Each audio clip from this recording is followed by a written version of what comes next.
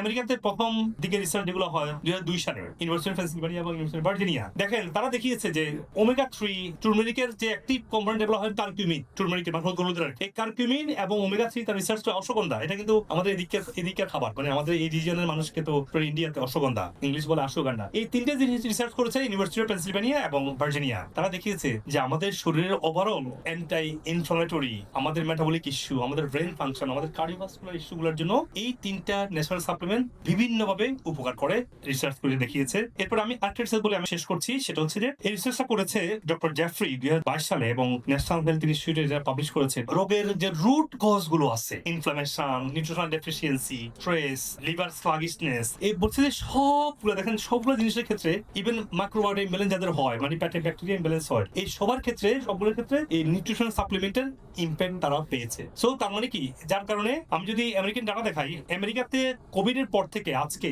প্রায় 70% মানুষ প্রতিদিন সাপ্লিমেন্ট নিচ্ছে, কারণ সায়েন্স প্রুভেন। আপনি দেখেন না, আপনি আপনার জীবনে অনেক ওষুধ লাগবে না, অল্প ওষুধ হলে আপনি ওষুধ থেকে বেরিয়ে আসতে পারবেন আস্তে আস্তে। That's the supplementation support, because আপনি ইচ্ছে করলে 10 কেজি পালংশাক খেতে পারবেন না, পারবেন? আপনি ইচ্ছে করলে 1 কাপ হলুদ খেতে পারবেন না, কিন্তু 1 কাপ হলুদের যে কার্কিউমিনটা, এটা আপনি একটা ট্যাবলেট গিলে ফেলতে পারবেন। এই গুরুত্বপূর্ণ ভিডিওটি আপনারা শেয়ার করবেন, যাতে করে আপনার আত্মীয় স্বজন এবং পরিচিতজন উপকৃত হতে পারে।